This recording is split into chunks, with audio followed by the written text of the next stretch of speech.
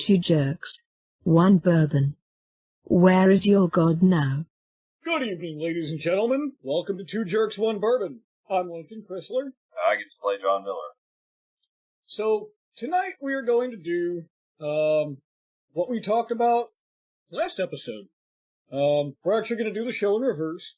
Got a couple of admin notes before we do that. Last week, if you typically subscribe to the show through Podcast Garden or through your podcast app of choice, which of course pulls our feed from Podcast Garden, you may have noticed that the show didn't go up.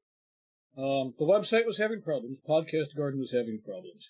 I checked it this evening while I was prepping for this episode, and Podcast Garden's good to go again. So I did upload last week's episode, just for shits and giggles, just to have it up there for continuity, and for those of you who prefer to listen that way, if you want to get caught up, you can.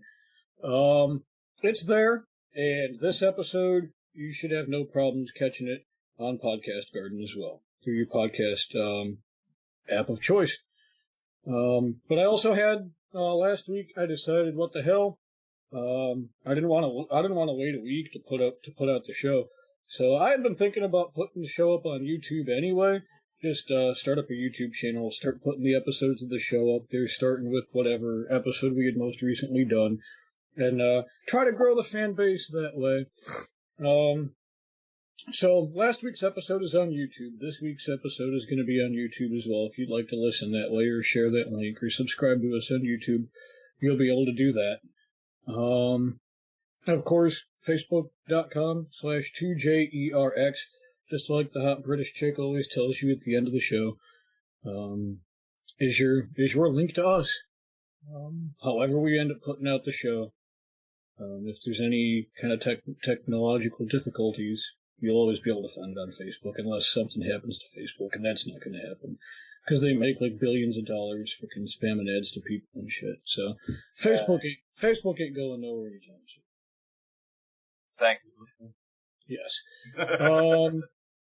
So one little news item that's it's going to go counter to the regular flow of the show, but just to mention it quickly, because it is a news item, and there's not really a lot to talk about at this point, because it's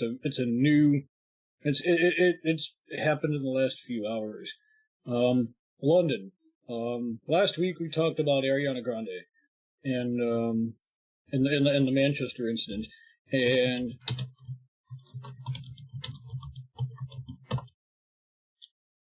we talked about how she was going to be doing a benefit concert. That should be happening like today or something. There's a time difference, of course, Manchester being in the UK and John and I being in the States. So that's either going to happen or has already happened. Shit. We need a fucking DeLorean. That's what we right? need. Yeah. So last week there was that terrorist incident, almost 2 weeks ago, I should say, at the Ariana Grande show. And this week, today actually, there's a major incident of a vehicle plowing into pedestrians on London Bridge. London Bridge, obviously, it's a bridge in London, and it has pedestrian and automobile traffic on it. And apparently somebody plowed a vehicle into pedestrians on it. And nearby, in Borough Market, at the south end of the bridge, there have been some stabbings. And then there's another incident in the Vauxhall area, which I'm guessing may have involved guns. So we don't know anything about the perpetrators. I think the cops are still looking for the people. I don't think the cops have had a shootout with any suspects or anything, at least not at the time of the article that I'm referencing here. And I'm just using Yahoo. There's a big old long article here. So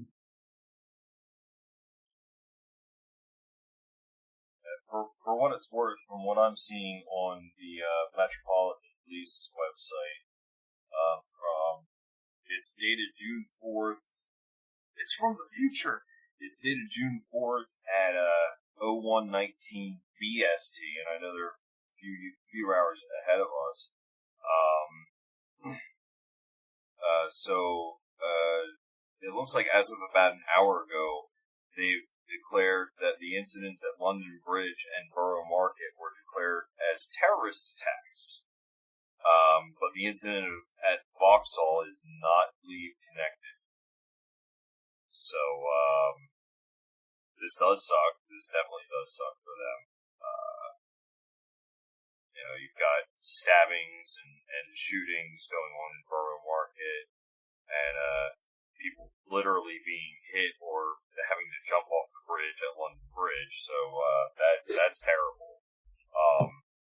Thankfully, so far, nobody's decided to fucking blow themselves up. Yet. Yeah, yet. And, for what it's worth, and a friend of mine pointed this out, this is where I got actually this information from. For what it's worth, it's not like London's never dealt with terrorism before. I believe everybody's heard of the IRA. Yeah, yeah. So it's not like this is a brand new territory for them to be in. It's just you've got a lot of people and something I had to point out to somebody earlier as we were talking about World War II. London in Britainland is roughly the same distance away from Berlin, Germany, as where I am in New Jersey is to like the middle of Indiana. Like basically, if I was to go from Mount Holly to Indianapolis, I'm in as straight a line as possible. I'm traveling roughly the same distance as if you were to go straight line from London to Berlin. And the reason I think that's kind of important to note is a lot of people just kind of think, oh, well, London's its own country, off in country land somewhere. But really, England is very close to several other countries. And I think too many Americans just go ahead and, they're different countries. A lot of those different countries can fit inside of the United States with room to spare. It's more like thinking that, like, each state in the continental 48 is basically its own country. We all share borders, and it's very easy to get from one to another. So, and as I'm sure, I think we did point out last week, England's surrounded by water. It's really easy to sneak in through waterways and whatnot. As opposed to, traveling across land, you just have one plane. Technically, too, if you go by air, you have either land or air to travel by, and you can detect that pretty well. But it's fairly hard to monitor the sea. So, it's a shitty situation. It absolutely sucks. London, we feel for you. We really do. Yeah. But I don't want people to go around and think that this is like, London has no idea what it's doing when it comes to terrorists, or, how can such a tiny place have so many terrorism incidents? It's a completely different world over there. And it would be like, if somebody, here we go. If Camden, New Jersey, was the friggin' murder capital of the world, which it was for quite some time, how can so many people be getting shot in Camden while, Mount Holly is relatively murder-free in comparison? It's that kind of a different world. You have an entirely different battlefield there, or playing field there, depending on your worldview. It's very difficult. It's very difficult for, all of the different things that they've got going on. So, yeah. Hopefully, they catch the bastards that orchestrated this shit and string them up by their balls in the middle of the fucking town square. Yeah, and I would expect that next week's episode will probably have more details, and we'll probably discuss it in a little more depth, depending on what comes out of it. So going on with the regular programming that we have, we said we're going to start with the funny shit first. You remember a couple months back, I had the heartfelt story of this pastor in some African nation who was curing people's illnesses with like bug spray from the heavens or some shit. Yeah, that's right. Yeah. Shit. So the churches in these countries are just a constant source of ridiculous news. I was listening to a podcast this week while I was working out. The podcast I think was Thank God I'm an Atheist.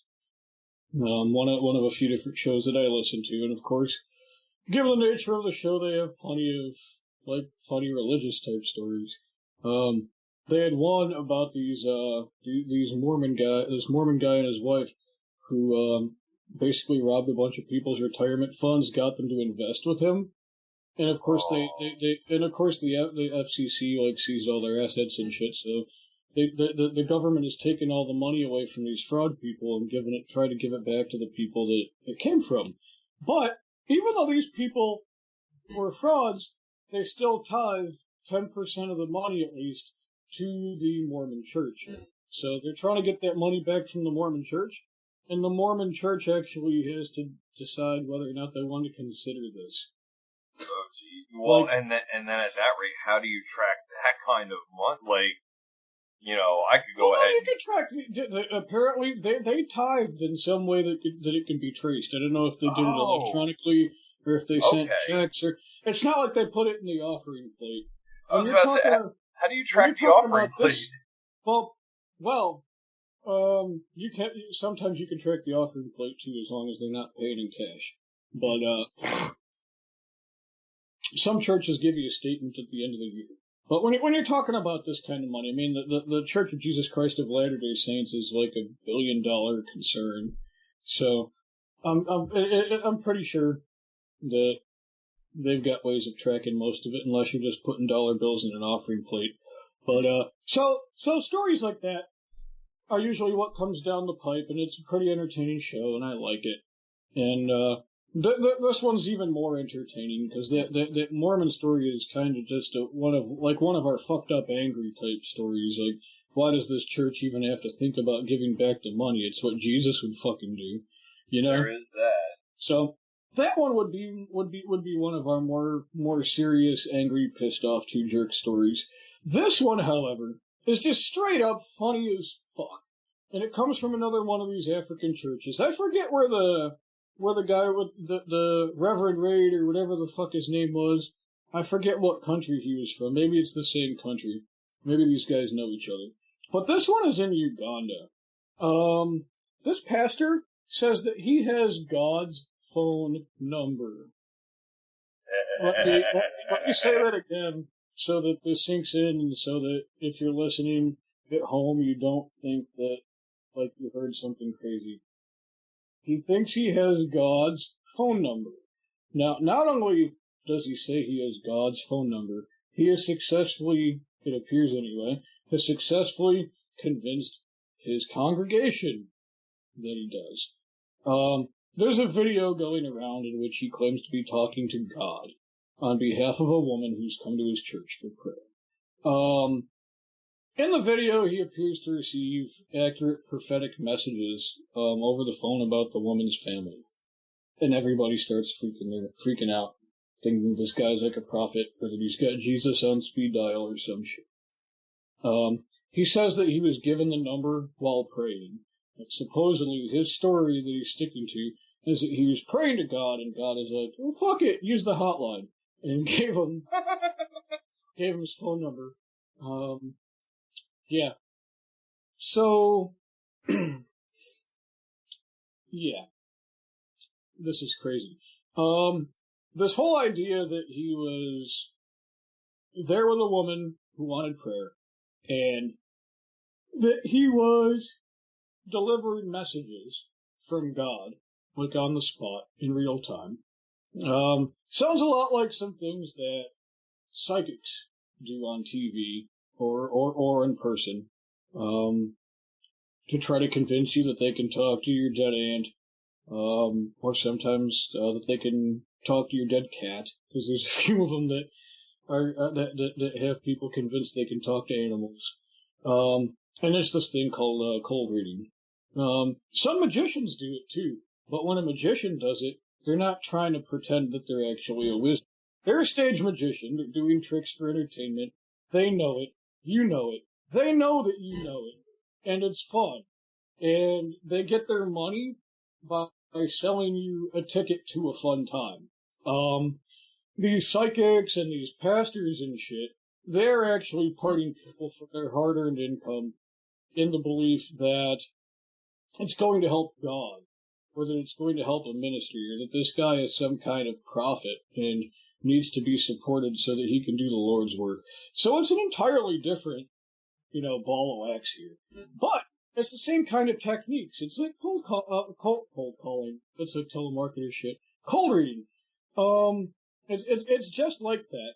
But when a psychic is doing a cold read, they might have like a hidden little earpiece or some kind of little embedded microphone, and one of the people might be backstage or something, and they've gotten information from the crowd either by talking to people while they're standing in line, or maybe having them fill out some kind of survey, and they might be feeding the psychic, quote psychic, information through the hidden earpiece or whatever.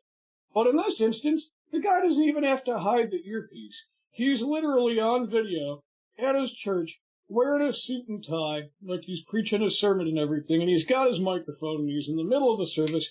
He's got the fucking flip phone or some shit up to his ear, acting like he's talking to God. Yeah. So that's our first story for the episode. This guy legit has people convinced in his church. I don't think anybody else anywhere else is freaking convinced, because this is just crazy-ass fucking shit. It does kind of beg the question, though.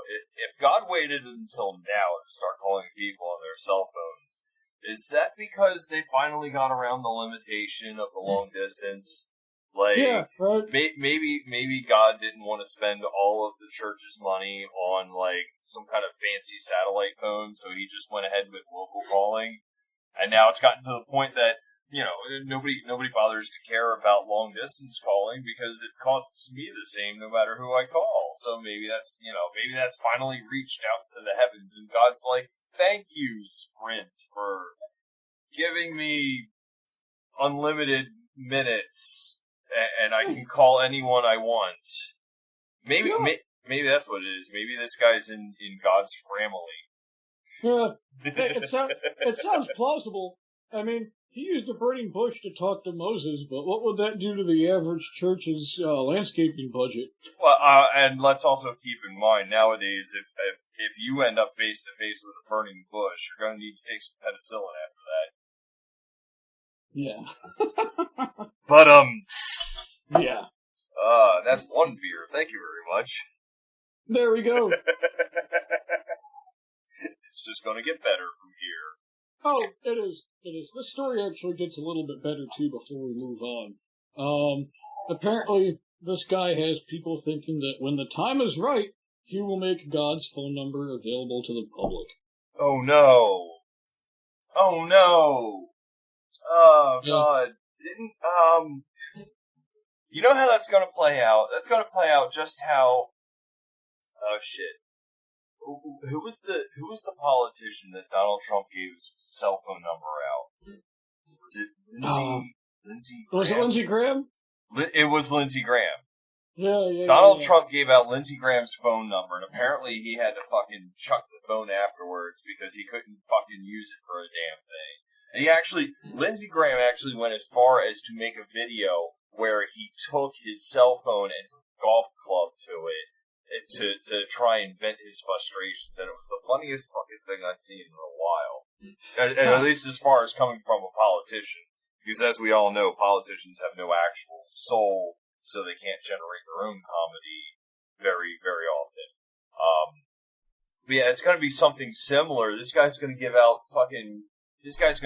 God's cell phone number, and then like all of the plagues from Egypt are going to come back in double fucking force. And you're going to hear a voice boom from the heavens like, "That's what you get for handing out my cell phone, asshole." Yeah. But do you pay my phone bill? Yeah.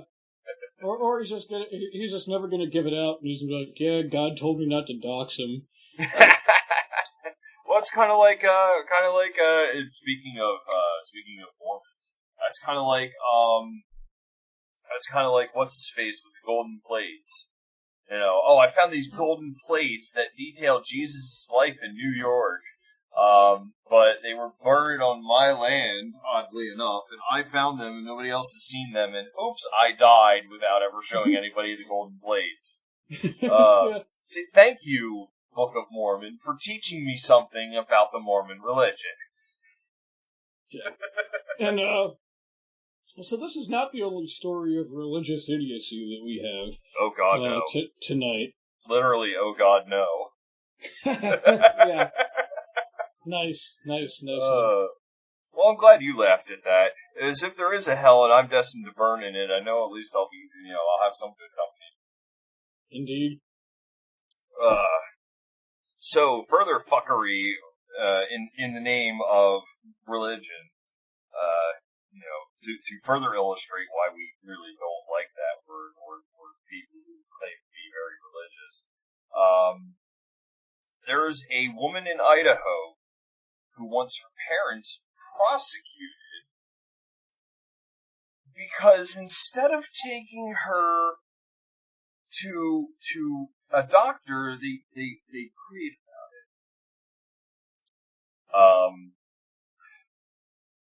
Now I know there's a lot of people, having grown up religious, I know there's a lot of people that, okay, let's send prayers, let's pray for this, let's pray for that, let's pray for the other thing. And realistically speaking, if you wanted to scale the curtain back far enough, you probably could point to it and say, okay, prayer actually worked here or didn't work here. And there's scientific studies about the actual power of actual prayer. But unfortunately for,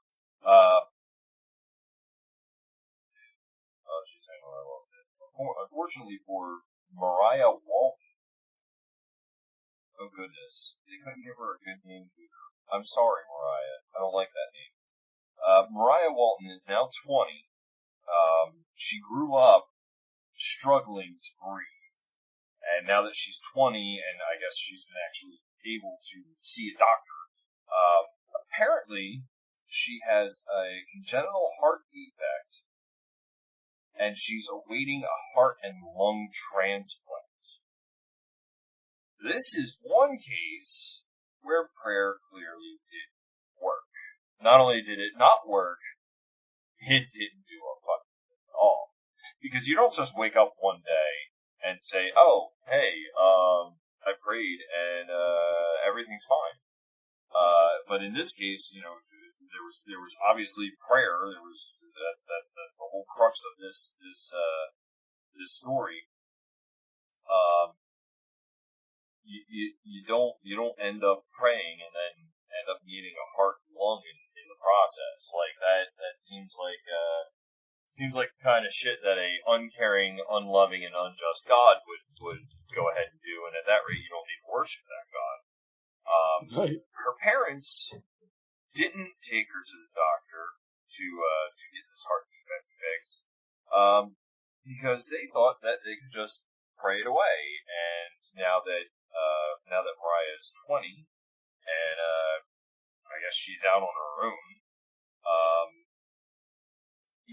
she's coming out and saying bullshit like this is my word, bullshit. Bullshit like this is damaging to people. It's putting people's lives at risk, and there needs to be a stop to it. You can't keep hiding behind your religion and we don't believe in doctors, we don't believe in medicine, we don't believe in this, that, and the other. Unfortunately, as Neil deGrasse Tyson has pointed out, science exists, whether or not you believe in it. You don't have to subscribe to science for it to be a real thing that governs our universe. And this is one of those examples. She actually wants, she's supporting legislation that require medical treatment for children in imminent danger of dying. Which at that rate, I mean, she needs a new heart and lung. Clearly, this is one of those life-threatening fucking scenarios. And of course, on the student side of things, you have people that are saying, "Oh well, it violates the rights of parents." And there's actually one idiot who should apologize to all the trees that have produced oxygen for him. State Senator Lee Hyder. Quote, it's a First Amendment right, the freedom of religion. Pretty sure the freedom of religion, the First Amendment doesn't have an add-on to it that says, if your kid is dying of something that can be fixed easier at an early age, you can just go ahead and invoke God and everything's kosher. No, pretty sure that that's not how that's supposed to work. You're able to practice your religion, you're able to preach your religion, you're able to have whatever religion you want. That's the First Amendment. First Amendment makes it so that we don't, as a country, we don't fucking tell you which God to worship and how to worship them, or whoever they are. But that's kind of bullshit to go ahead and invoke the First Amendment and then try and make it so that you can't be on the hook for another human being's life. And from a parental perspective, I couldn't even fathom what these people were thinking. I have two kids that, for 100% fact, first-hand knowledge here, if it wasn't for medical scientific intervention, I wouldn't be a father. At no point would I ever think to point at somebody and say, "Oh, you don't need to see a doctor, you just need to pray." No, until the Almighty Himself walks down from the heavens and starts touching people on their foreheads and saying, "Okay, you're cured of AIDS, you're cured of cancer, what the hell, everybody's cured of every disease ever. I'm Oprah up in this bitch right now. I'm not gonna go ahead and let people think that you can use your religion as a fucking out for this kind of shit. I mean, shit, it's your own fucking kid. How can you look your own kid in the eye and say, I'm just gonna pray for you? That's fucked." Yeah. This one's jacked up on a few different levels. I mean, to start off with, just to be clear here, she had a congenital heart defect as a child, and if her parents had taken her to the doctor then, the doctors could have fixed it. Yeah. It's not like she's needed a heart and lung transplant this whole time, and her parents have just been praying to God instead of taking her to the doctor. No. If they had taken her to the doctor instead of just praying for her, she might not need the heart and lung transplant now. Yeah. So, because of these people's idiocy, somebody else that could use a heart or could use a set of lungs, might not get them because she's ahead of them on the list. So, clearly she deserves to have them. It's not her fault that she fucking needs them. It's not her fault that her parents are morons. But if she wasn't on the list, then somebody else would be getting these organs. So, these idiot religious parents have inadvertently affected at least one, possibly two or three strangers' lives. Because, who knows, if she needs 2 lungs, well, there could be 2 people that each need a lung that aren't going to get one now. There's another person that could use a heart that isn't going to get one now, if she gets it. And clearly she should totally get it. I mean, she's completely deserving. It's not her fault, like I just said. Yeah. But, yeah, there's that impact on anywhere from 1 to 3 strangers' lives. Then there's all the family members of those people. So, like, it's a tangled fucking web. And that's just one little effect. I mean, not to mention the fact that, like, these parents are playing the god that they are claiming to worship by making this kind of decision. They have just totally jacked up their daughter's life. Yep. Like, they decided to play God. How about you take the kid to the... If you believe in God, I mean, there's plenty of normal people out there who believe in God. There's plenty of doctors who believe in God. Oh, yeah. And for whatever reason, if you want to pray for your kid, I don't think that that's a problem. I think that in most instances that might even be useful. If it helps you have hope, if it helps you have a positive outlook, that you think Jehovah's in your corner or whatever, and maybe that'll help your healing process, or maybe that'll give you some strength. There's nothing wrong with that. There's something to be said for the power of positive thinking. There's been studies on that. There's been studies on the placebo effect. And at the end of the day, I don't really think that God's gonna frickin' reach his hand down and fucking cure anybody. But if you're gonna pray in conjunction with things like science that have actually been proven to work in the physical plane, who cares if you're gonna do that? Frickin' the doctor that you go to might even be one of those religious sorts and fucking pray with you. Who cares? As long as they're actually gonna frickin', do surgery and shit too, I'm all for it. Why the hell would you do this? You should not even be allowed to. This law that people are talking about having the freedom of religion and everything, you are forcing not just your faith, but the consequences of your faith on your child, who might grow up, if you don't kill them before they have a chance to grow up, might grow up to not give a rat's ass about the faith that you have. Something like this could very easily shape a child's outlook on religion. But anybody who thinks that the law should protect their right to do this because God, that's ridiculous. If you want the right to go to church, if you want the right to frickin' pray, if you want the right to give your money away to some guy that talks to God on the cell phone, fucking any of those things to me constitute religious freedom. Getting to not take your kid to the doctor because you think that God will heal your child, I think that's where you've got to draw the line. I think, and just in another sense, I think that not vaccinating your kids because you think that it's going to give them autism or what the fuck ever. Like, I don't think you should have that choice. Because it's not just your life that you're affecting. If you don't want to do something because you think it's going to piss off God, don't fucking do it. Don't force it down anyone else's throats, and don't enforce it on your child. Your child has a right to a frickin' life. Now, if she has any further health problems, and she can't work, and she needs continued medical care, and blah, blah, blah, okay? Who's footing the bill for this? Okay, if she can't pay for it, her insurance company is paying for it, because we have the Affordable Care Act. If she's got insurance and her insurance company is paying for it, that means everybody else that's paying into the pool now has to subsidize. I don't want to say they're subsidizing her because she's not the one who made the mistake. They're subsidizing her religious parents' fuck up. If the government needs to somehow pay for her treatment, like she can't work and she's on like Social Security or disability or something, great. Now taxpayers have to subsidize her religious parents' stupidity. It's fucking bullshit. There's like so many layers of ridiculousness to this freaking piece.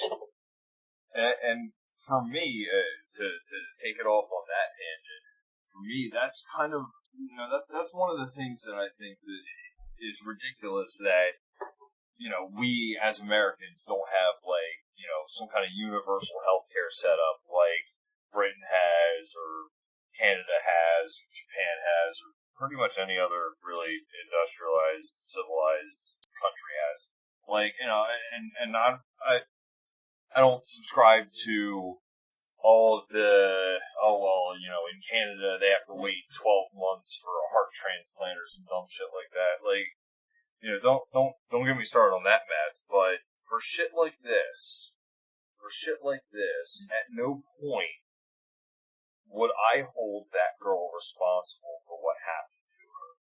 You know, she was dealt a shitty hand coming right into the gate. You know, she was born with something wrong, and it happens. It happens all the time to human beings. You're born with something wrong. There's a lot of us who probably were born with something wrong, and we just don't know it because we think it's, normal as fuck. Here's an instance where somebody got born with something wrong with them. We have the technology, we have the ability to correct that problem before it gets worse, and somebody else who was making the decisions for this person, who was incapable of making those decisions at the time because of age, decided not to. That's like if I light a match in my kitchen and set that lit match down on, I don't know, the dining room table, and the tablecloth slowly starts to catch on fire, I could fix that really easily. All I'd have to do is get a cup of water, pour it on the fire, boom, fire goes out.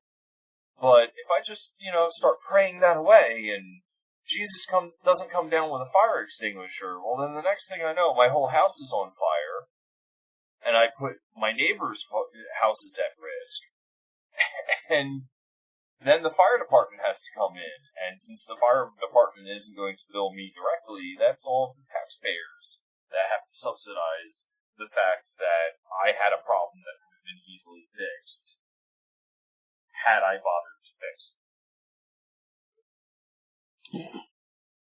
And that's why I support having a universal healthcare setup, because I would gladly pay into a fund that ensured that my fellow American was able to go to the doctor and get better. That, my neighbor or, some guy in I'd say Timbuktu, because that's an actual place about 15 minutes away from where I live, right next to Mount Holly. But some guy in Timbuktu should be able to go ahead and go to the doctor and get himself better. Some girl should be able to go to the doctor and get herself whatever medical attention or exams that she needs in order to continue to be a productive member of society.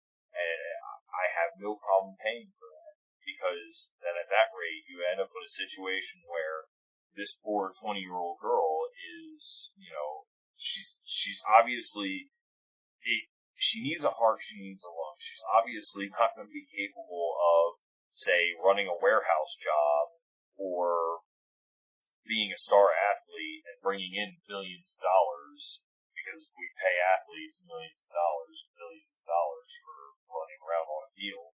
She can't do that even if she wanted to, because her body physically limits her to that. So I'm going to go ahead and imagine she's probably not got a great paying job, because she's only 20 and, major organs need to be replaced already. Yeah. It would be an absolute fucking atrocity if this girl died because of that, because she couldn't afford to get that fixed.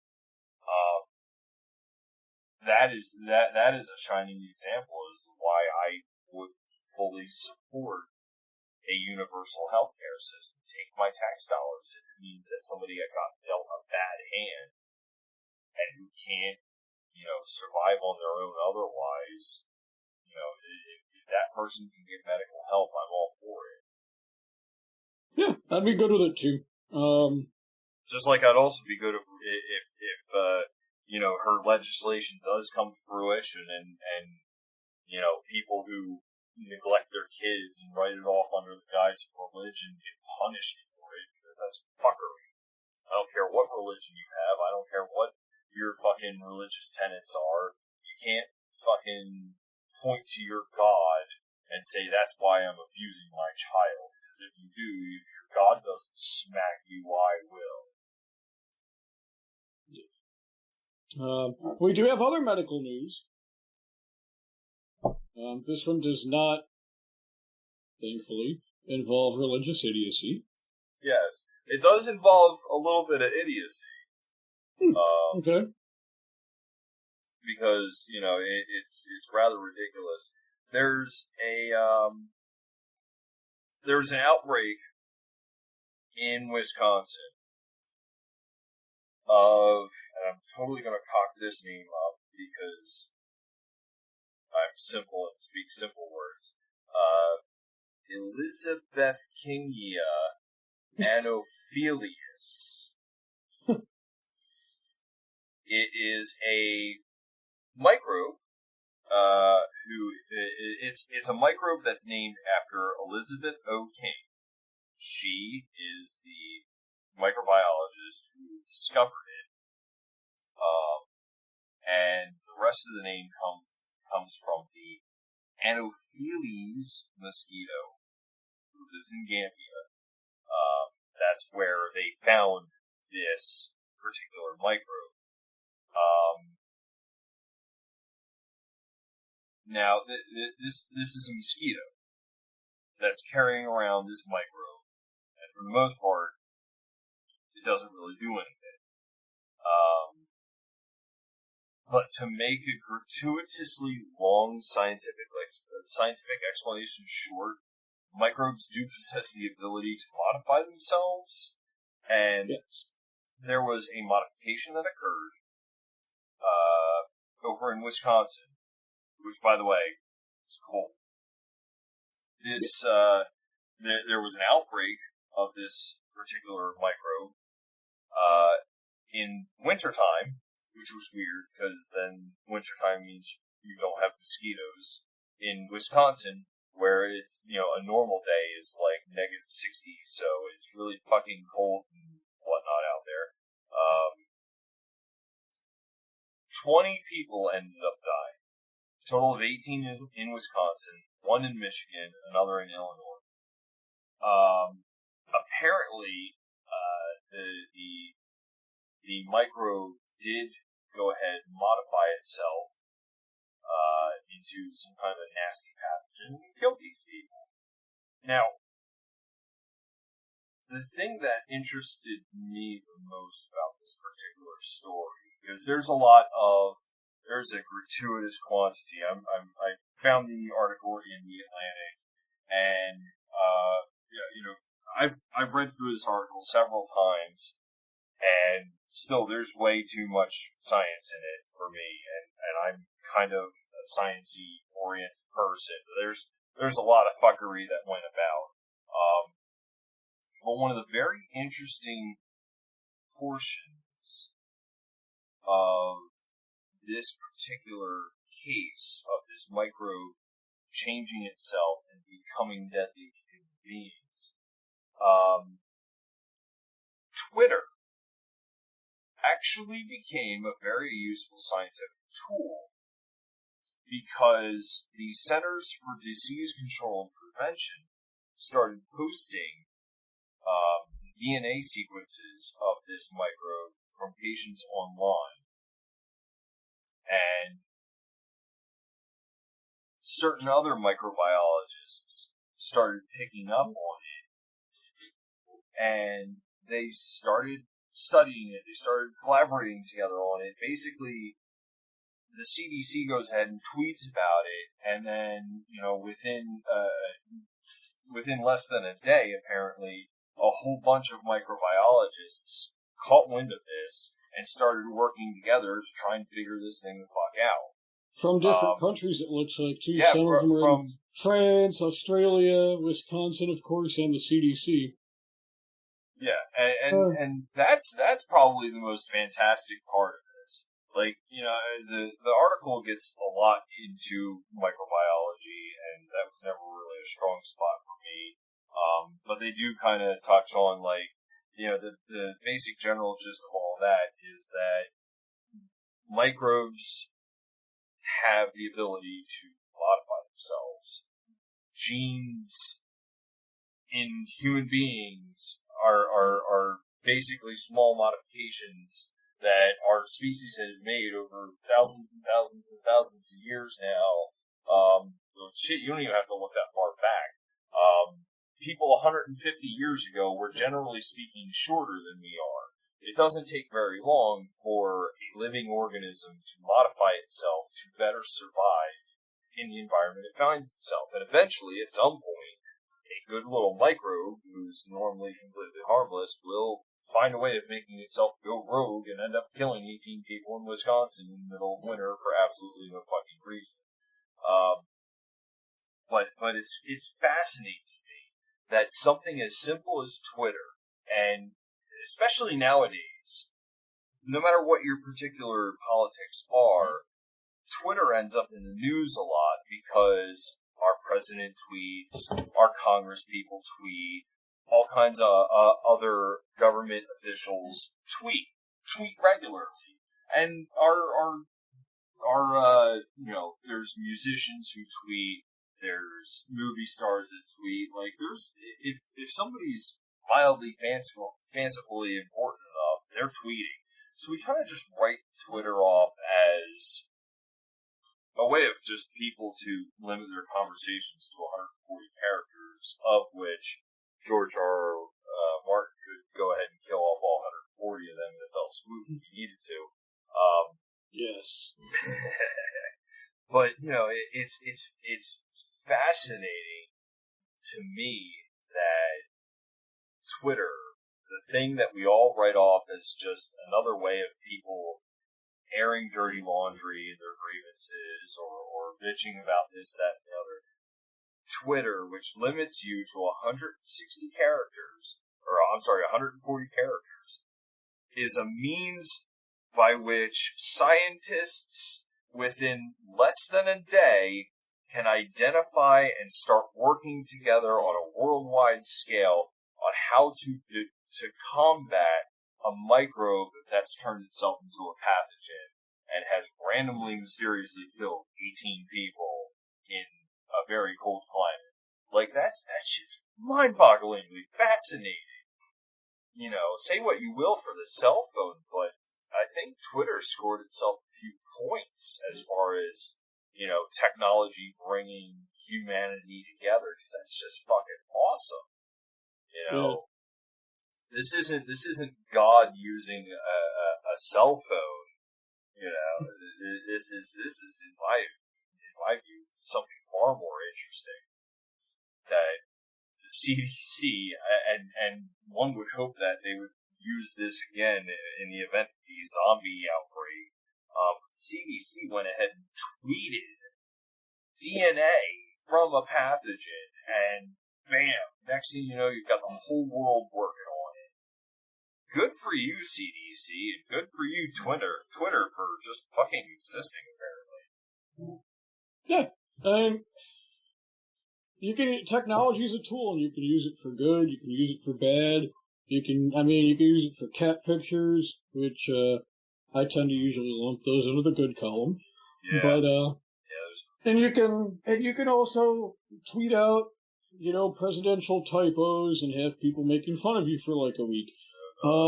Or you can use it to possibly figure out how to save some people. I like it. I do. It's a really good thing that these scientists are able to get together. It gets rid of a lot of the timing issues that would have existed, 20 years ago before we had instantaneous online communication. Being able to share data like this back and forth wasn't as convenient, and it would take a lot longer to get a handle on something like this. Oh yeah. Especially when you're talking about experts. The experts that you need might not necessarily be in the same time zone as you, or even in the same country. One of them happened to be in a different country, but had just finished conducting their own completely unrelated study on these bacteria. So, how fortunate is that? And that wouldn't have just happened from writing up some shit and getting it published in a magazine. That kind of stuff, that was a very fortuitous thing that happened. That the information was shared in the right place at the right time. Yeah. Because Twitter is really cool, and obviously it's helped out in this instance, but the half-life of a tweet can be like a few minutes, and then if that, and then it's gone out of your sight. depending on how many people you follow on Twitter. How much stuff is showing up in your feed. This could have completely escaped their notice, and they never would have known. But while the initial researchers were in bed sleeping, somewhere on the other side of the world, somebody was starting to look into their problem and apply their expertise. And that never could have happened as quickly without the internet and without technological innovation. So definitely a solid mark in the social media column. We don't necessarily see those every day these days. As a side note, the sooner we can get over people spelling things wrong on the internet. As much of a grammar Nazi as I am, oh god, I hope that can go away very soon. I'm tired of seeing it. Yeah, Kavif or whatever. Kovifi? Yeah. Kovife, or how would you even pronounce it? First off, okay, yes, we can make fun of a grown-ass man for completely butchering a word. It's not even a word in the English language. But at the same point, like, it's funny in the first 5 minutes. Yeah. It's kind of like that one coworker that you have where they keep saying the same joke over and over and over again. It's funny the first couple of minutes, or it's funny the first couple of times, but once you've had just fucking, like, every other fucking person on the face of the planet is like, oh god, this guy's such a dummy, Okay, I get it. It was a blunder, and he was an idiot. But at the same point in time, that you're not really helping your cause by pointing to a misspell and saying, oh, this is why he's not fit to run a country. I'm sure there's slews of other reasons why you can possibly believe that a particular man's not fit for a particular job, but my god. A typo on Twitter probably isn't one of them. Yeah, a typo on Twitter isn't going to be one of them. And even if it was, like, let's go ahead and assume a worst case scenario. Even if a massive typo was made on Twitter, as productively useful as it can be, as the scientists and the CDC have shown us, it's fucking Twitter, man. I mean, it's great. It's a great communications tool, but at the same point in time, it's not like we govern ourselves with 140 characters. It's not like the Declaration of Independence was written on Twitter. It would be very interesting to see how somebody like Albert Einstein or Marie Curie or fucking Isaac Newton would have used Twitter had it existed in their time frames. But at the same point in time, I'm kind of hoping that if George Washington had the ability to tweet versus actually fucking write a document, I'm hoping he would have actually written things down. I think he would have. I don't think Thomas Jefferson would have put his name on. I don't think he would have retweeted the fucking preamble of the Constitution.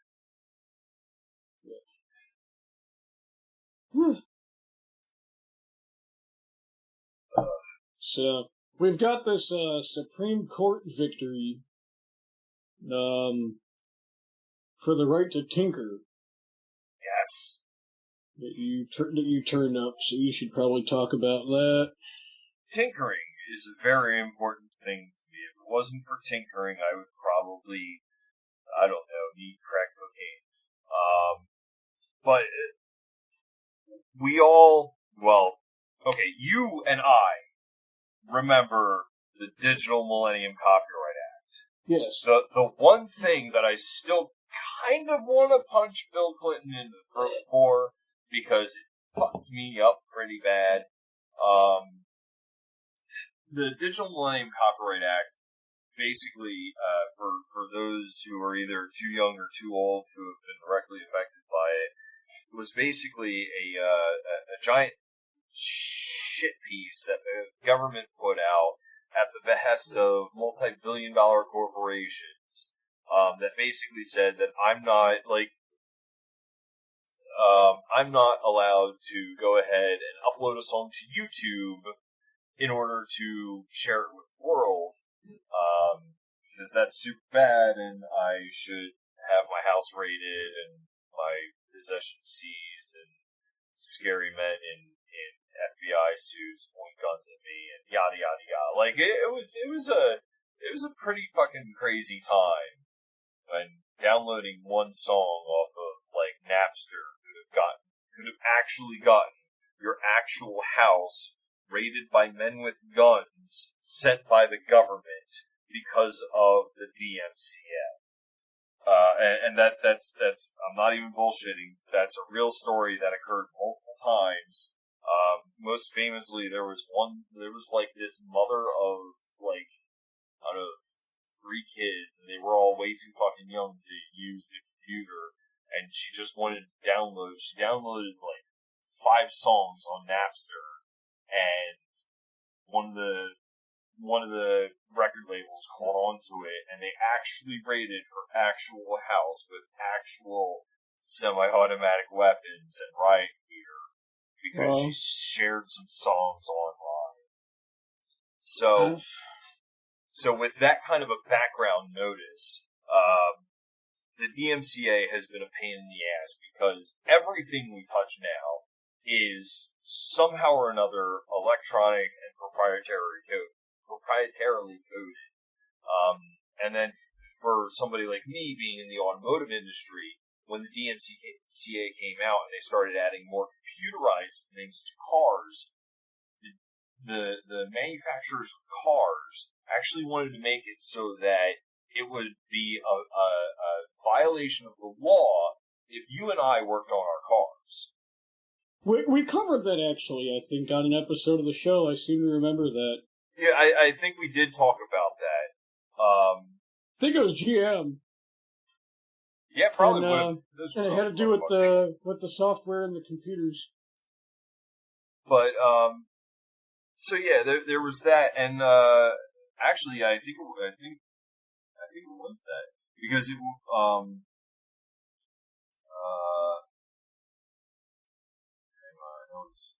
yeah, here we go.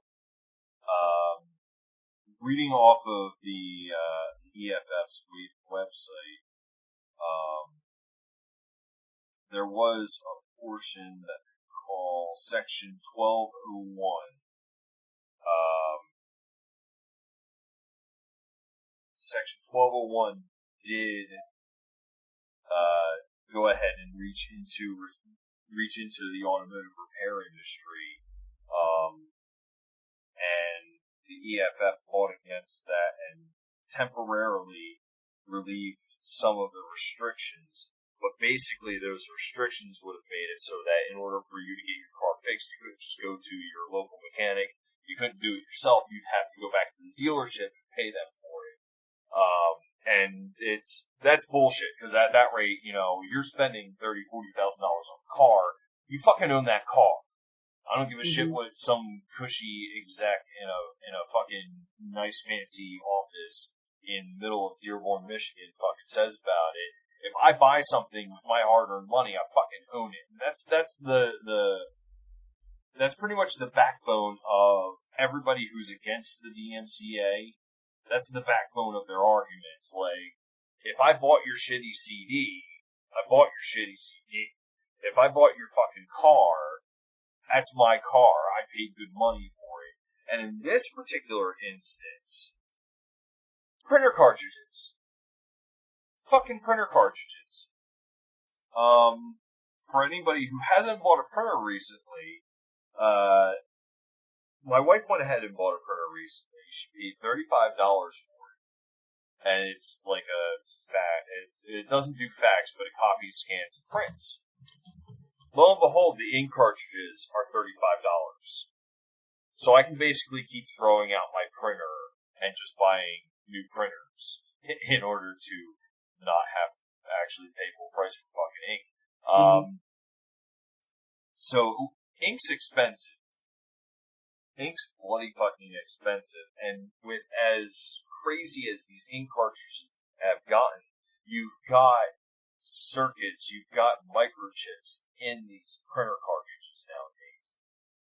The printer I use at work, not only do we have to keep replacing the toner drum, which has circuit boards on it, it has circuit boards on it, but we also have to keep replacing the imager unit, which is a completely different unit that basically tells the toner cartridge when to print where and how to move the toner around. There's way too much shit involved with these fucking things nowadays. And people, I don't know how much they do it anymore, but people for a while were just refilling their fucking cartridges. And Lexmark was at the forefront of fighting against that.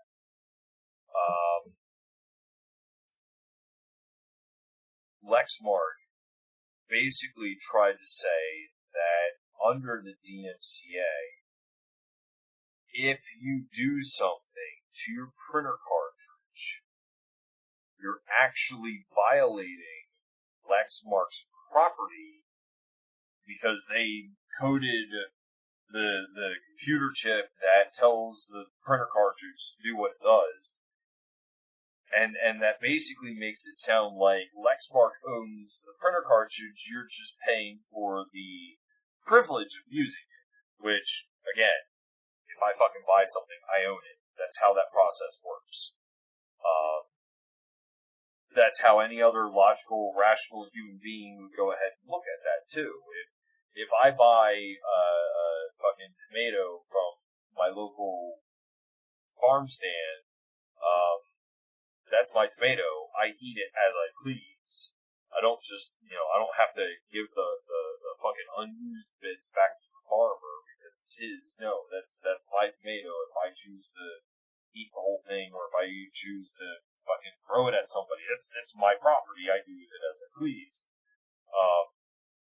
And thankfully, the EFF stood up and said that that's bullshit. And to quote their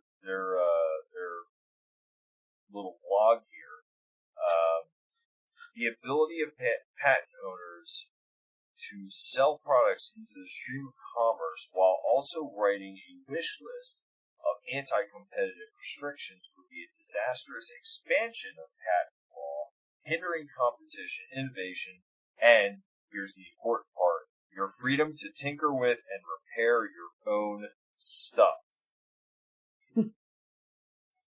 The Supreme Court agreed, explaining that when a patent owner chooses to sell an item, that product is no longer within the limits of the monopoly and instead becomes the private individual property of the purchaser with the rights and benefits that come along with ownership. That's huge. That doesn't sound like it's huge, but that is gargantuan. That is monstrously huge. Yeah, it's fucking killer. It's amazing because, how many conspiracy nuts can you point to and say these people believe that the government is owned by the corporations? Well, here's an instance where the Supreme Court sat down and said, no, giant Lexmark, you monster of a corporation. If somebody buys your ink cartridge, they fucking own your ink cartridge. You don't still secretly own it. You can't put a gun to that customer's head and say, give me back my ink cartridge, don't you dare refill it. This is huge. This is gargantuanly huge. And this could be a positive step forward as far as more and more people being able to access their car's diagnostics and actually repair their own car or tinker with their printer and get it to work without having to just throw it out and buy a fucking new one. This is pretty fucking heavy shit. This is very positive shit too. This is fucking amazing. It is. to dive into some of the business angle of it, because little known fact about me, I'll be graduating from college with my business degree in about 2 months. And because here at Two Jerks One Bourbon, at least in as much as we can, we do like to be a little bit educational. The reason for this whole printer cartridge horse shit, it's called the Razors and Blades model. It's a business model. It's credited to King Gillette, the guy that invented the Gillette safety razor. You know how you can you know how you can buy razor blade handles dirt cheap? Yeah, but the blades themselves are $1 million a pop. Yeah, exactly. You go and you buy like a Gillette Sensor or a Mach 3 or what the fuck ever it is that you want. And the first one comes with like 3 blades and you get it for $8 and you're like, hey, cool, it comes with 3 blades for $8. I can shave for a month for $8, kick ass. And then you go and you need to get another like they'll sell you like a 4 or 5 pack of blades and it's going to be $20 for more, you know? Yep. So like, they'll sell you the razors dirt cheap, and then the frickin' blades, the cost is through the roof. This wasn't necessarily invented by King Gillette, although it's been attributed to him. Possibly it's his competitors that started inventing similar things and started doing it that way, even giving away the handles, possibly, because they would have a continuous revenue stream from people buying the blades. It's the same sort of thing with, like, Comcast. You subscribe to Comcast cable, and they tempt people to sign up by saying, hey, fam, we'll give you a free DVR if you sign up and sign a contract. After 18 months, they start turning a profit. Because, like, the DVR costs, like, $250, and that's not even wholesale pricing, probably. And then, so they're giving that to you for free, but then you have to pay, you know, your cable bill. And you're locked into a contract. So the cost of the cable box is built in to your cable bill. So you're really paying for it. And they start making profit off of after 18 months, and they don't have to do anything to get that profit except keep sending signal to your DVR box. And the printer cartridges are the same way. You could buy a printer for like $50, $60, $70, $80. You could find any number of printers brand new on the market for $100 or less, no problem. Almost any American home could probably afford to have a printer, if they really need one, with some exception, of course. And the printer comes with cartridges already, but they're not filled up all the way. And then when it comes time to replace the ink, between the cost of the black and white, or between the cost of the black ink cartridge and the cost of your color one, because usually it's 2 separate cartridges, between the cost of those, you could almost just buy a new fucking printer. Yeah. For the cost of a set of cartridges. Now, mind you, that new printer is also going to come with cartridges that are not completely full, and the cycle would continue. So most people don't want to do that. And I wouldn't do it. And it's fucking wasteful. But the company doesn't care that it's wasteful because they've got your money, and that's what they really want. They don't care about the printer anymore because the printer's out of their hands. They've got your money for the printer, and they can get more money from you for the cartridges. Bada bing. So I used to go to any number of places and just get cartridges refilled, and I want to say that you can still do that, but it's been a while since I've had to do that because I usually do most of my printing at work, and so does my wife. That's one good thing about the digital age.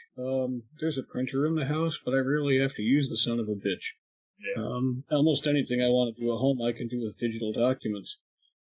Which I really like. But, yeah. It looks like for the last few years, because those printer cartridge refill places, like you could go to like Walgreens, or you could go to Office Depot, I think a few other places, and buy aftermarket printer cartridges, specifically manufactured to fit into whatever printer model you had. And that was really cutting into their profit margin, as I'm sure you can imagine. So that's what precipitated things like this Lexmark court case.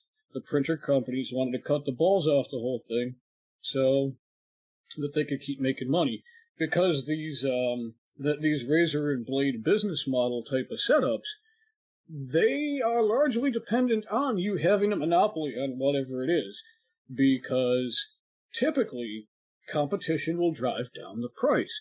If I'm selling cartridges for $100, but somebody else can figure out how to do it for 75, I'm not going to be making the $100 as often as I was before. I'm going to have to lower my prices. I'm not going to be making as much money. So the razors and blades business model type of thing would become ineffective in an open market with competition. So companies like this have to limit competition as much as possible. And it can be illegal. Like if you run afoul of monopoly laws, or when the Supreme Court just flat out says that it's unconstitutional and that when I buy a printer cartridge, it belongs to me. And that's your educational tidbit for the day. Today I learned something. And your other educational tidbit is that God doesn't talk to you on the cell phone. We're just gonna beat that horse to fucking death tonight. Ring, ring, ring, ring. Hello, is that you, God? No. You gonna learn today. Yeah. So yeah, this is a really cool Supreme Court decision, and I hope it bleeds over into all sorts of other shit. I hope it bleeds over into your car computer software shit, because that's just another thing. People ought to be able to mess around, and it's not just necessarily fixing shit. It's just being able to make your stuff better. You know, to be able to be innovative, to modify the software to get the performance that you want out of the vehicle. I don't think there's anything wrong with that. No.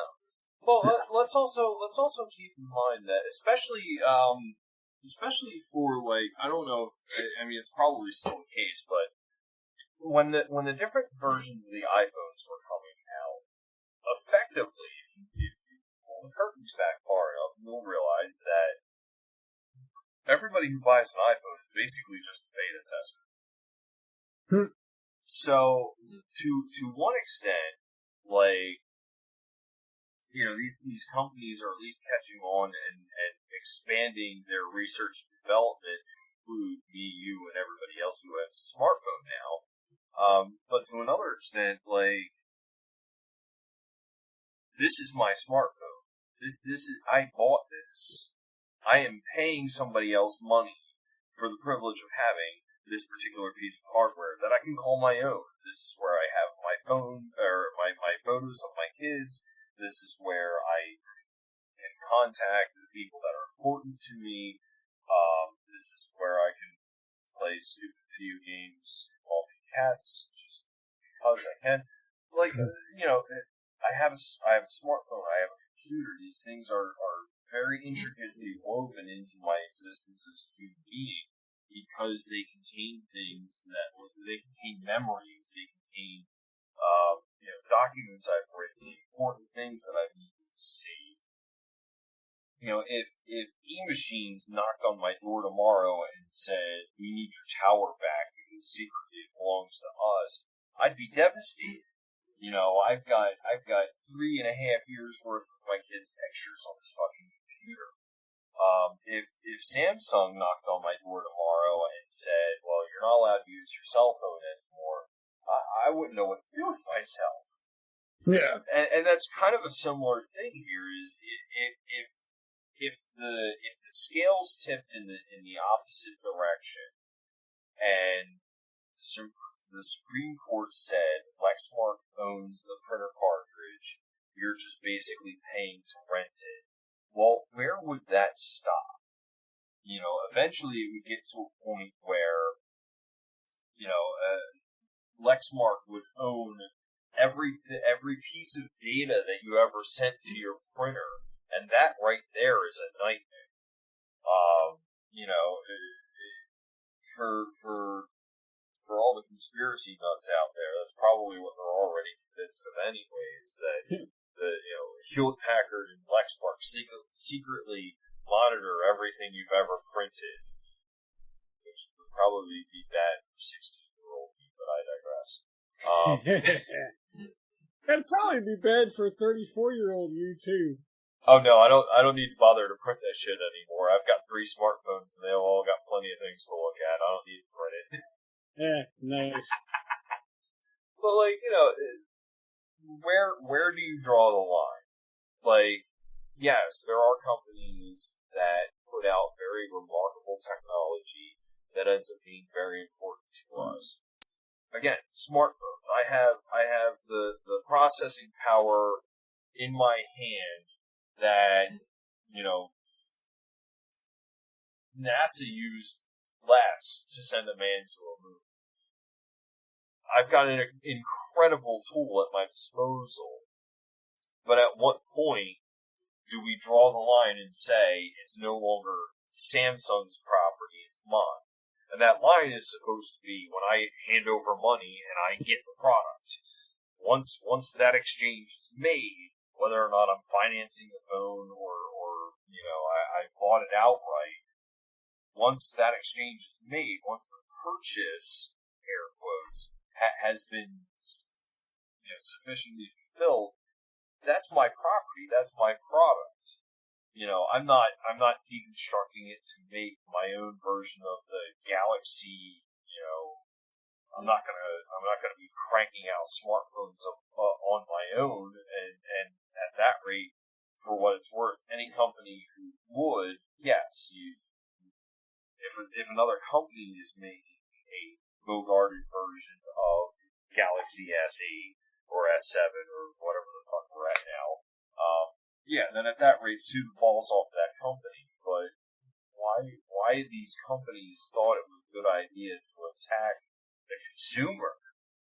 Why Lexmark thought it would be okay to point to the consumer and say that's not your printer cartridge, even though you just shelled out $150 for it. That's just my thought. But it's good to know that the Supreme Court has ruled in favor of Americans everywhere by saying, no, Lexmark, you pile of blithering idiots. That printer cartridge belongs to the customer that fucking bought it. Yes. This could open it up so that, maybe one day, instead of staring down a check engine light, you and I will actually have our cars tell us, oh, hey, by the way, your oxygen sensor's probably bad. Instead of having to pay the dealership $200 an hour shop rate to fucking hook the computer up. Oh, yeah, well, you need that. Yeah. So, we couldn't have a Two Jerks episode this week without talking about the Paris climate deal a little bit. The United States. Possible. Yeah. The United States is basically the third country now there's only 3 countries in the world that are not part of this. Now, the caveats to that are that the other 2 countries are Syria and Nicaragua. And it's worth pointing out that, Syria has been in the middle of a civil war since 2010 or 2011. Yeah. So they've got bigger shit to worry about. And Nicaragua is actually exceeding the standards that anybody else is gonna frickin' follow. They're 90% reliant on renewable energy sources now. So go Nicaragua. They don't really need to be part of this. So basically, the U.S. is standing alone, because the other 2 countries that are not signatories to this have very good excuses. A lot of people are up in arms over this because President Trump announced this week that we were going to be not following the Paris Climate Accords anymore. It doesn't really seem like a big deal to me. And it's not because I don't love the environment or I don't love the planet. I understand that right now it's the only one that we've got and that we need to take care of it. But the examinations that I've read on this climate deal don't necessarily seem like it wasn't really enforcing a standard on everybody across the board. Basically, it seems to me like all the different countries that sat down at the table agreed that they were going to make some kind of improvements, but if they decided not to, there wasn't going to be any penalties for it. So it wasn't really, this Paris deal wasn't really holding anybody's feet to the flames and making them do anything, which would kind of put us in the position to where, like, these other countries, you know, a lot of these countries are still developing nations, and they could not really have to do too much in order to satisfy their end of the agreement. But they're projected, at least in 2015, when this whole deal took place, they're projected to account for 4/5 of all the carbon dioxide emissions this century. But their feet aren't going to be held to the flames on making huge changes. Meanwhile, the United States would have been forced to continue to make even more changes, and it could have a negative impact on businesses, which, that sort of thing is the Republican base. Big business, energy, oil, things of that nature. Industries that would be adversely impacted by the sort of things that are put in place by people who are concerned about the environment. So I can see both sides of the discussion. And it's worth pointing out that Secretary of State Rex Tillerson, who you may remember used to be the CEO of Exxon, which you may remember is a big fucking oil company, actually did not think that the president should pull us out.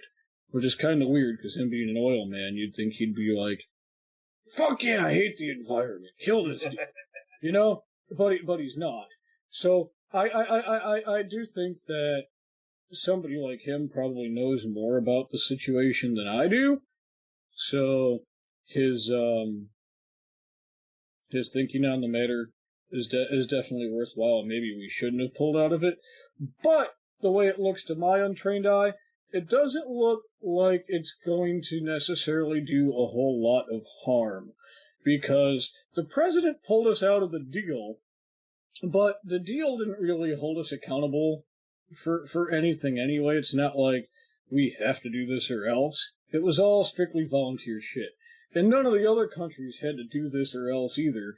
And they're and in many ways, they're the ones who are going to be responsible for most of the CO2 output into the atmosphere over the next 100 years, because they're still developing nations. I think what President Trump didn't want was for the United States to continue footing the bill for other countries, for cleaning up the air that other countries are polluting. But what he's not doing is saying that we can't, in our own states and on corporate level, he's not forbidding us to take actions that favor the environment. There are several states that have already, like the day he pulled out, the day he made his announcement, there was a couple different states that announced that they were going to keep doing what they said they were going to do. And that's fine. That's the way it should be anyway. If you're a Republican, you want the states to be able to determine that shit for themselves and not necessarily have big federal government oversight. So in many ways, with this thing, Trump is appealing to the Republican base. And it doesn't have to, and it probably won't, in my opinion, be as harmful as some people think.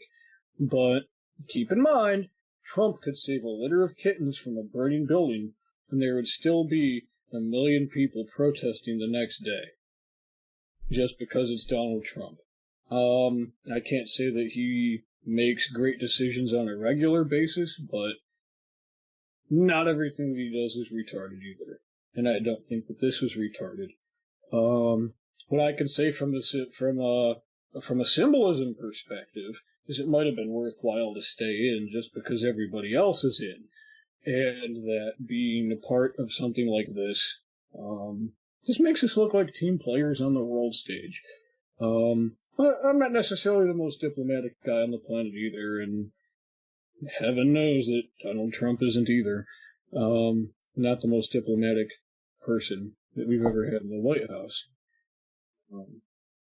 So I try to see all sides of the situation, and I wouldn't mind seeing a study, given that things like this, appeal to the Republican base, and that the Republican base is also comprised of a large Christian majority. It'd be interesting to see how many people don't care about the environment, either because they don't believe in science. There's people who don't believe in climate change. They think that if two guys kiss, that God's going to send lightning from the heavens, even though there's no proof of that. But there's plenty of proof of climate change, and they won't accept that. I've always found things like that to be amusing. But I wonder how many of your like standard all the way to the right, religious conservative type of people don't care about the environment because they think they're going to go to heaven anyway, and the earth doesn't matter. That would be a study that I would be interested in reading, conducting, or participating in. If anybody wanted to take me up on that, I would definitely be interested in that one. I'd like to look at the data, But at any rate, I'm sure you've got your own thoughts on the matter. But that's my part. I kind of had an inkling that we were going to think very similarly, and it turns out we kind of do. To one extent, yes, clearly this is a largely symbolic ordeal, but I think the reason that so many people are freaking out about it in our country is because, realistically speaking, there's a lot of people that hold symbolic things up. Rightfully so, when we do things symbolically, that's kind of our way of showing that we want to participate in something or we want to change something. And I think that's where this is coming from. There's a lot of people that are looking at this and they're hitting the panic button. They think that because we're pulling out of we're pulling out of an agreement to promise that we're going to reduce carbon emissions, reduce our carbon footprint, and try not to pollute the world more than it's already been. And again, because climate change is an actual fucking thing, and you have to have a favorite flavor of window in order to believe otherwise.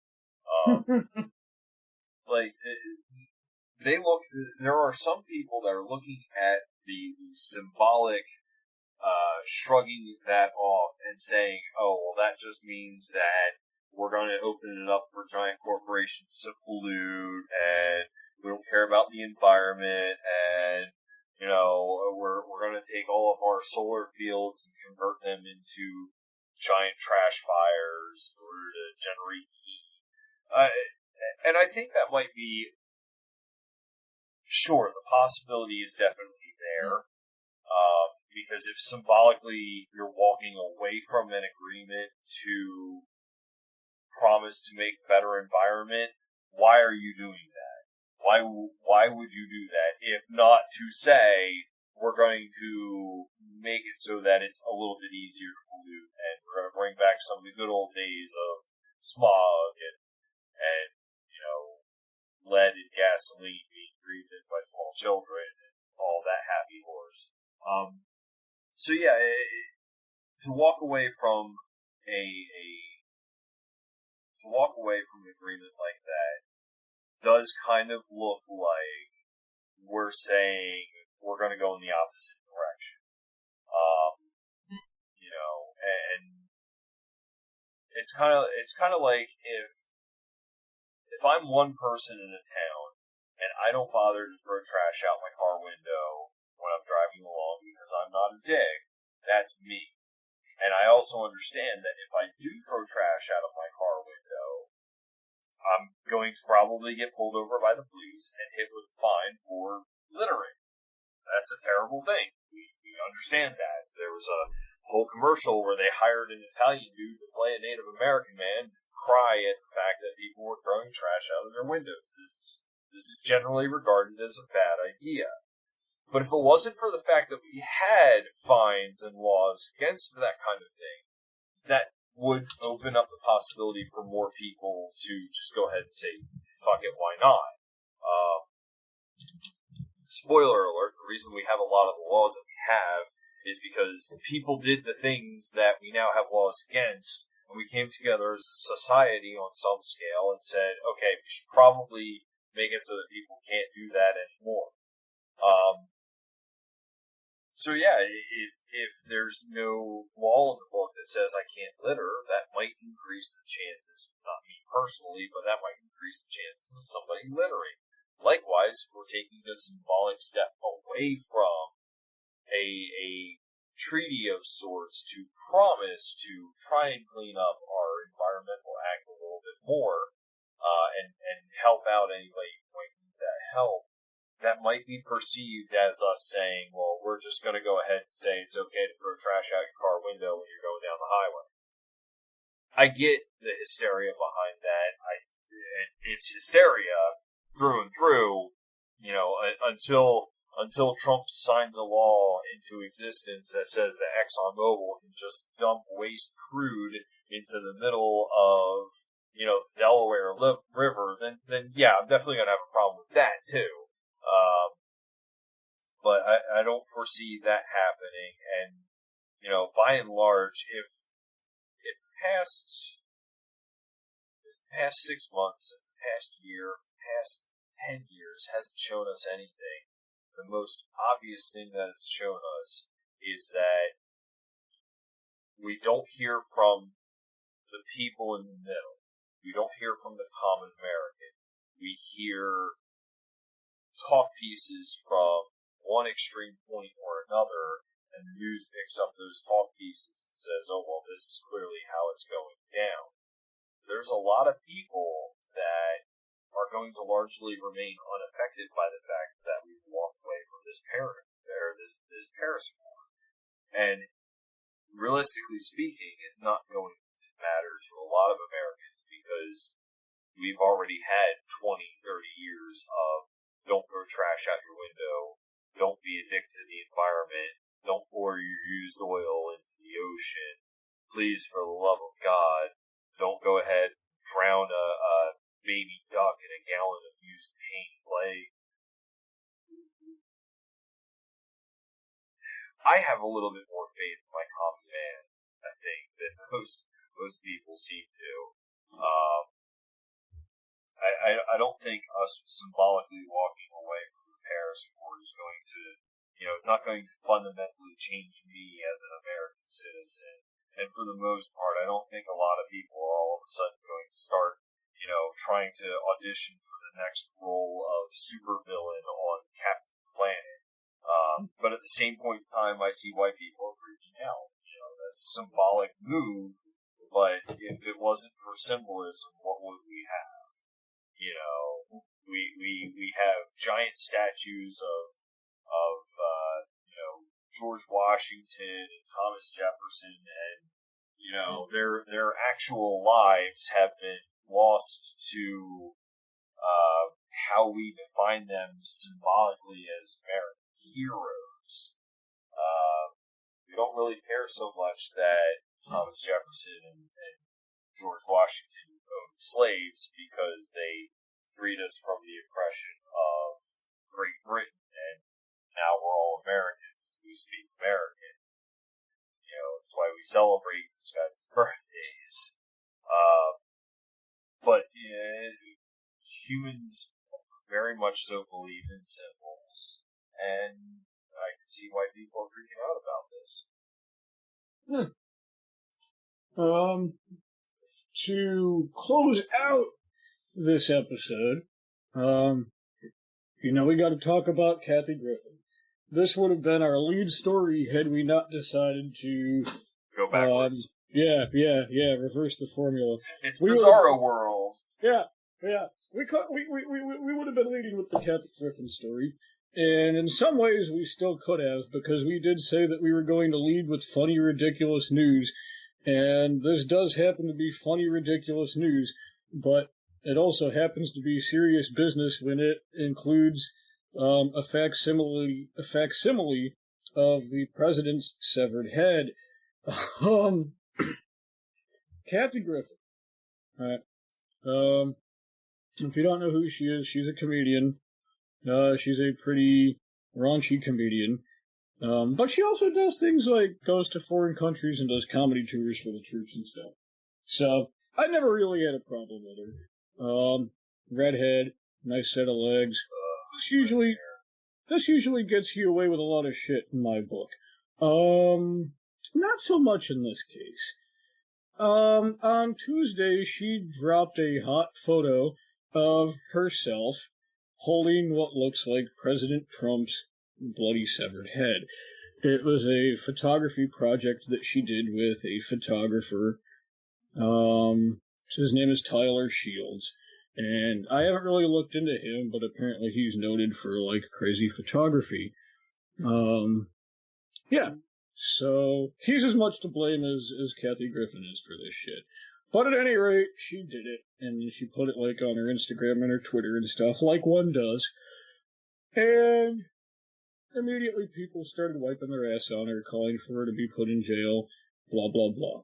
Now, mind you, I think that having her horse whipped or having her put in jail or anything like that is, what do you call that shit? Oh yeah, an overreaction. She does still have the right to free speech. She shouldn't be prosecuted by the government for this. It's not like it was really the president's head. It's not like she was saying those magical words that I'm not gonna say, about killing certain political figures, that would get you on a CIA watch list or something. She didn't say that. She held up a facsimile of a severed head, and it clearly wasn't really his severed head, because there's no way she'd get close enough to do this. So, it was distasteful, and she definitely deserved a lot of the hell that she caught. But, at the end of the day, should she be prosecuted by the government? Should she spend time in the Hooskow over this? Absolutely not. Some of the other things that did happen, though, are completely and utterly well-deserved as far as I'm concerned. She did apologize on Tuesday. She tried to push it off as an artsy-fartsy statement. Like, I'm all irreverent and edgy and shit, and this is just more of that. This was way worse. This wasn't her up on a comedy stage cracking jokes and roasting somebody. This was like a bloody picture with the president's severed head dangling from her hand by the hair. And, got put all over social media. So, I guess she used to have a sweet, sweet gig at CNN. I don't know what she did at CNN. She was probably like a contributor. CNN dropped her like a hot potato. So, she doesn't have her regular gig at CNN anymore. Several venues have canceled, her upcoming appearances, shows that she was going to do. Can't blame him for that. She, there's this, celebrity run-ins tour that she was on. Venues in New Mexico, Nevada, California, New Jersey, and New York have all canceled. So, like, all over the country. There's Midwest states there, there's West states, there's East Coast states there. The State Theater in New Jersey canceled her show in November. Like, that's like 4 months down the road, and they've already canceled the fuck out of that shit. Basically citing, careful consideration of recent events and concern for the safety of their patrons. Like, i.e., Kathy Griffin shows up, and somebody might show up to get her, and get some of the patrons in the backlash or whatever, and we don't want to risk that, so we're just not going to have Kathy Griffin come in anymore. Whether that's the complete truth that they're concerned over their patrons, or whether it's just, shit, we're going to lose business in other areas if we continue to support her, so we're not going to support her. At any rate, all these places are dropping her like a hot potato. The funniest one that I've heard, do you know what the squatty potty is? No. Okay, so there's this device called a squatty potty. Basically, do you remember me describing to you a while back how the Iraqi people would take a shit in our porta-johns, and they would hop up and they'd put their feet on the seats so that they could shit from a squatting position? Did I ever explain this to you? I don't think so. We would go to use the porta-johns, and the porta-johns would not only be littered with empty water bottles, because they would basically water their ass with the water to clean it afterwards instead of using toilet paper. Oh, wow. Yes. So the porta-johns would be littered with empty water bottles, but there would also be dirty footprints on the seats because the Iraqi people would hop up on there and defecate from a squatting position, and their feet would actually be on the seat, and they'd squat. A squatty potty is a device that sits over the top of your toilet seat to facilitate defecation in this manner. Because apparently there's been like research conducted that says that if you shit from a squatting position, it's healthier than if you shit sitting down the way we have for like a century. You know what? The Japanese, if I recall correctly, the Japanese felt like that too. When I was in Korea, it was a toss-up when I went into a Korean bathroom whether or not it was going to contain a Western-style toilet, or if it was going to contain a small porcelain receptacle set into the floor into which you would squat and poop. So I'm familiar with those two. And pro tip: if you have to use one of those, do not brace yourself against the toilet paper roll holder, because if that breaks off the wall, you may be in for an embarrassing landing. I saved myself from one such landing, with like a split second to spare one time. The toilet paper holder broke off in my hand. Yeah, that could have ended a lot worse than it did. But, I digress. This company, Squatty Potty, Kathy Griffin was a spokesperson for Squatty Potty. Squatty Potty dumped her. Pun intended. Fun. Oh. If your antics have been deemed line crossing by a company who basically makes a product to help people shit healthier, yeah. Your ship has sailed, your shark has been jumped, blah blah blah. Pick your metaphor. So all this happened on like Tuesday. The picture came out. She already apologized for it on Tuesday. I think it was on Wednesday that CNN and Squatty Potty both dumped her ass like a hot potato. All the venues canceling have probably happened between Tuesday, Wednesday, Thursday, and probably into Friday. Yesterday, she hops on TV with her fucking lawyer and tries to mount some kind of defense. Like, I would have just, the cat's already out of the bag on Tuesday. Issue your apology on Tuesday, and then shut the fuck up. Don't get in front of a camera on Thursday or Friday, have a press conference, and have your lawyer start telling people, oh, this is just part of her irreverent humor. And by the way, here's 100 reasons why Donald Trump sucks. So Kathy Griffin doing this horrible thing to him is absolutely okay because he sucks too. Like, that whole two wrongs making a right argument that never fucking works. They tried that. Oh, and her First Amendment lawyer is the guy that represented Larry Flint in the Hustler case back in the 90s. Ooh. Yeah. That's prestige right there. Yeah. So this whole thing is a fucking class act. She should have just kept her frickin' yap shut on Tuesday instead of getting the shit back into the news, 2 days later. So now she's trying to say that Donald Trump broke her and that Donald Trump bullied her. Yeah, she's the one who, made a severed Donald Trump head and got it all bloody and took a picture of it, and now it's all over social media and this fucking kid had to see it.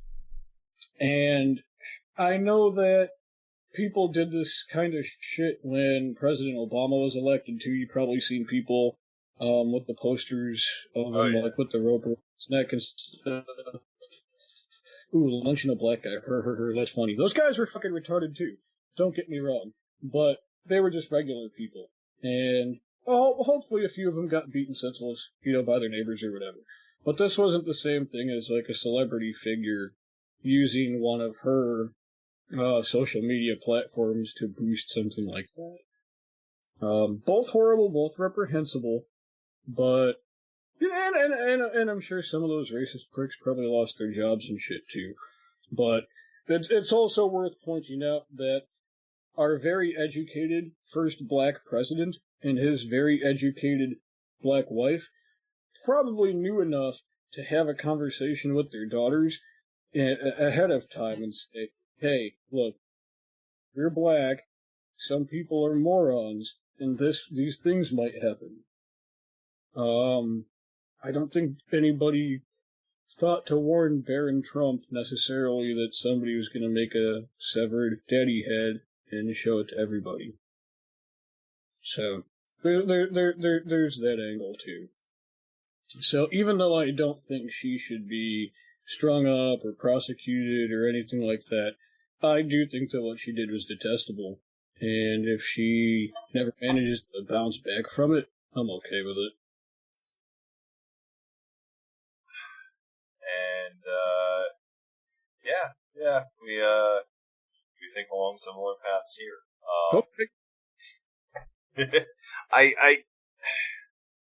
The biggest thing that pisses me off about all of this is you've got, and like you mentioned, there was 8 years of people going ahead and posting up shit like "hang in there, Obama" with a noose. Like that's fucked up.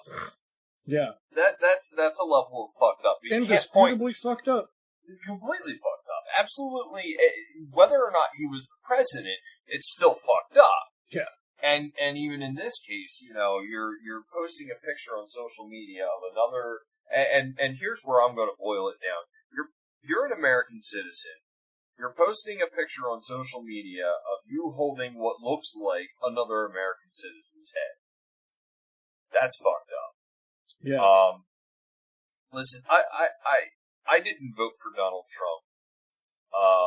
I'm still convinced that I still wouldn't have, mostly because Bernie is still my homeboy. But I digress. I still don't see myself in say the next election cycle voting for Donald Trump. But at the same point in time, when I grew up, there was a level of respect that you paid to the office. You don't have to like the guy running it, but he's the president of the United States. And to bring the symbolism factor in, if we're going to symbolically point at somebody and say, that man represents the best interests of our collective country, there's a level of respect you have to give to that position, whether or not you like the man running it, whether or not you like the woman running it, for future generations. And I don't care if it's Clinton, I don't care if it's Bush, I don't care if it's Obama, I don't care if it's Trump. Yes, we can joke about these guys. We can joke about these people because we have the First Amendment. We have the ability to go ahead and say, I am legally protected. One of the main founding tenets of our glorious country has been that we can make fun of somebody and not expect a death squad to come after us. Because for those who failed history, that's how it was in the days of old when kings ruled the land. The king would tell you who to worship, and then if you made fun of the king would send death squad after you, and you would be fucking murdered to death. We don't have to face that here in America.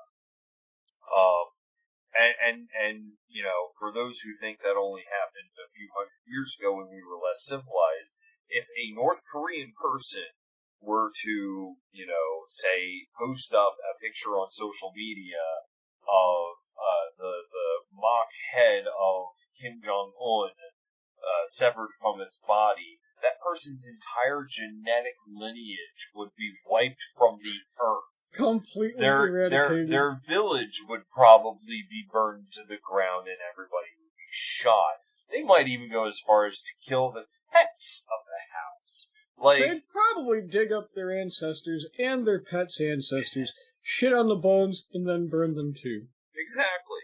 Like, there are still places on this planet where this level of fuckery is met with a severely fucked up level of fuckery. I don't like the guy. but I'm not going to hold his severed head in my hands because A, he's an American citizen. B, he's the President of the United States. I'll joke about how doofy his hair looks. I'll joke about the fact that when it comes to him tweeting, he's not necessarily the most poetic person on Twitter. But at the end of the day, he's still the President of the United States. I can disagree with him, and I can still respect the office, if not also the man involved. And that was my fucking tipping point when it came to people who made fun of Obama, when people made fun of Bush, when people made fun of Clinton. I mean, shit, there's still people that run around talking about how if you want to see a trick with a cigar, the cigar isn't necessarily a trick. We can make fun of these people because we have the legal ability to. But at the same point, you shouldn't be insinuating violence against the leader of the free world. I don't care how racist you are. I don't care how much you hate one political party or another. I don't care. None of that shit matters because it wouldn't matter to me if it was somebody holding up like Nixon's severed head or fucking I don't know, any other former president. If you hold up their severed head, you're shitting on the office of the President of the United States, which also means you're shitting on the United States. That shit don't fly well with me. It's fucked up. It's insinuating violence. Do I think that the government needs to get involved? No, because clearly the rest of her financial supporters have already gotten themselves involved and de-involved. At no point should we prosecute her because, yes, this is protected free speech. But as Spider-Man has taught us, with great power comes great responsibility. So you can't necessarily just go ahead and put somebody's severed head in your hands and expect to get away with it. That's fucked up. That was atrociously bad decision making on her part. And yeah, she's going to get her teeth kicked in for it. But at the same point in time, legally speaking, she's allowed to go ahead and do that. It's covered up free speech. And legally speaking, we should be allowed to make fun of our president, but at no point should we insinuate violence against the President of the United fucking States of America. Yeah, if you want funny shit, watch SNL. There's plenty of that. Oh yeah. Oh my god. SNL. SNL is so hit and miss, but some of the funny shit that they come up with. I'm sorry, Alec Baldwin as Donald Trump is hilarious, but at the same point in time, are you aware of they used to have a skit called The Rock Obama? I haven't seen that one. Okay, so Dwayne The Rock Johnson plays a kind of an answer to, I guess, Key and Peele's Obama anger translator.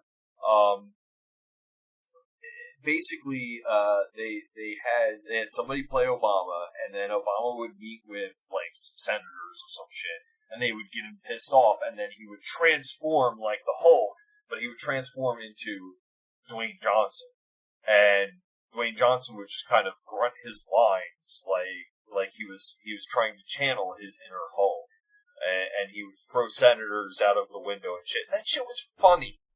That shit was funny because you knew it was completely unrealistic, and you knew it was dumb, but it was fun. Yeah. But there was an entire TV show that made fun of Bush.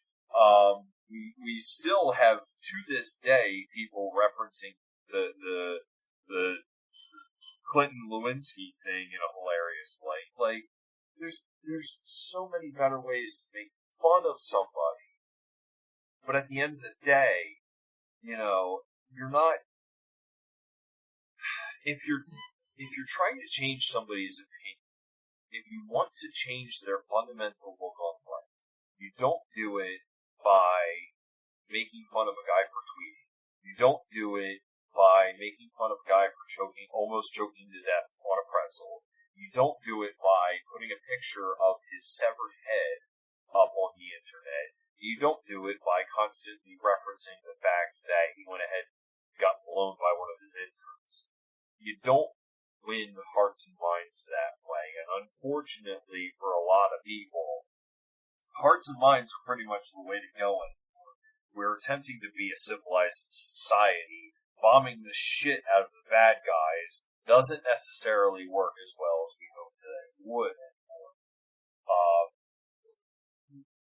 So if you're attempting to convince people that, say in this example, Donald Trump is a terrible human being and he shouldn't be leader of the free world, well then guess what?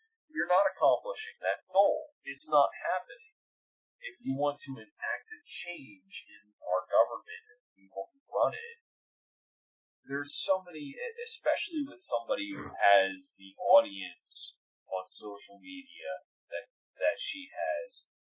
Kathy could have went ahead and posted up some heartfelt, tree-hugging fucking video montage shit, or, she could have made people laugh and tied it into some, good moral at the end of the story or some shit that would have enlightened people to think, we shouldn't hate our fellow American citizens. We shouldn't be dicks to one another.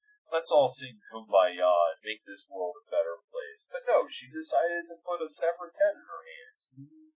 It fucked her up.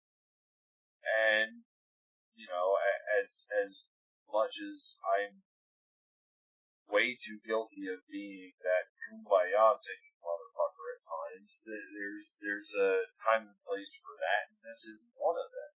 She fucked up. She deserves what she gets. So long as, nobody goes ahead and actually beats her ass or incites violence, because that's against what I believe, and that's also against the law.